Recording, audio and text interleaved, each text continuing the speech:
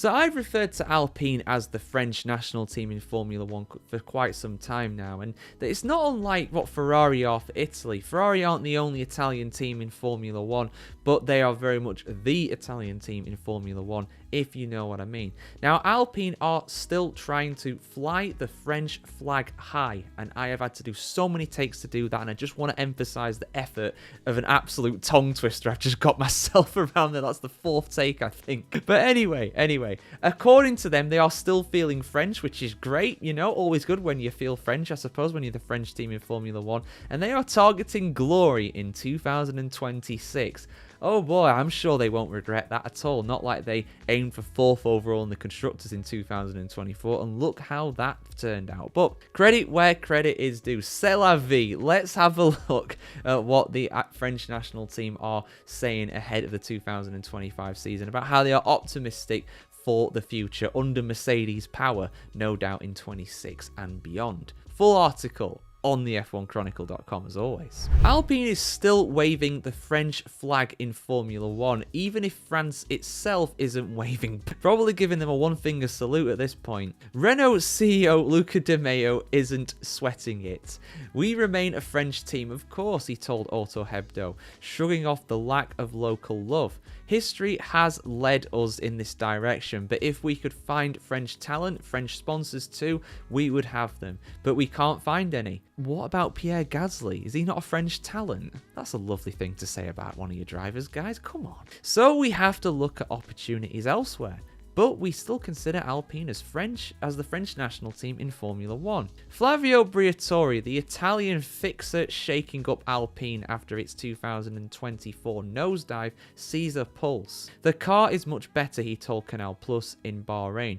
We have new and very important sponsors and the team is starting to take shape. Mercado Libre, tied to reserve driver Franco Colapinto, is one cash injection fueling the climb. We are starting to have a racing team again, Briatore said. Pierre is happy with the performance of the car, and a lot of things will change again soon in the team, putting Colapinto in the car. We have to be competitive again, be an aggressive team, capable of winning races.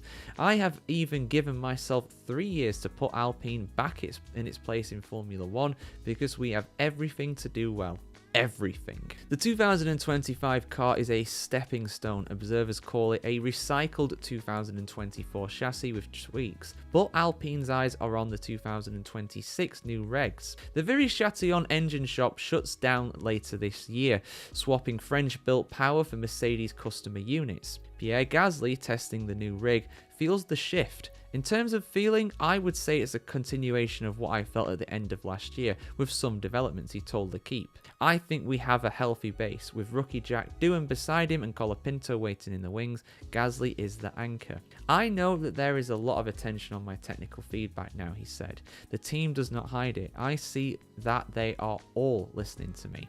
It's good when your engineers listen to you. He's leaning into it. For me, it is a position that requires a little more responsibility, but I appreciate it, Gasly added. I feel that there is much more serenity in the team than there was at the same time last year. You could almost say that it's night and day. Serenity, liberty, fraternity. And Alpine, what a joke of a team Alpine are, honestly. But hey, look, you know, I honestly think, looking at testing, I think they've made some ground. I really do.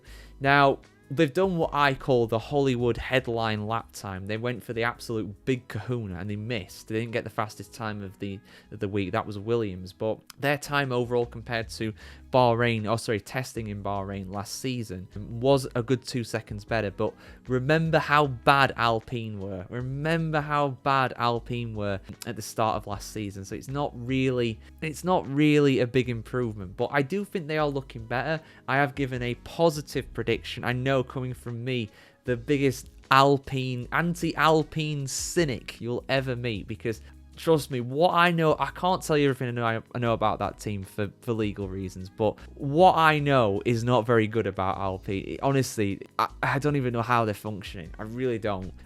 But I do think they'll be better this year. That's not saying much, but I do think they'll be better this year. And I think they'll be potentially even better in 26 with the new Mercedes power. And then, when they've got a good engine in the back of the car, it does genuinely help. There's a reason why nobody wants Renault engines in Formula 1. Even Alpine don't want them. They're getting rid of them after this year. But yeah, we'll see what happens, guys. I'm actually kind of positive about them. I do think they're going to have a better season. And I think Pierre Gasly's a top driver, and I think Colapinto as well is a great driver too. Jack Doohan's all right by F1 standards. He's not going to be in the car long though, is he? He's not the person that's going to be doing the lion's share of the season. But guys, where do you think Alpine will be this season? Where do you think they'll finish in the Constructors' Championship? Will they finish higher than 6th place, what they finished in 2024? And very much fluked it. They absolutely winged it to try and get that place in the end. They arguably did not deserve it over Haas, I would say, but that's just my opinion. At the end of the day, points win prizes, and they got more points, so they get bigger prizes. But yeah, your thoughts in the comments below, guys. Have a great day, have a great week ahead. Like, share, comment, subscribe if you want to see more stuff on the world of Formula 1 just like this on the F1Chronicle.com. Yeah, see you soon, guys.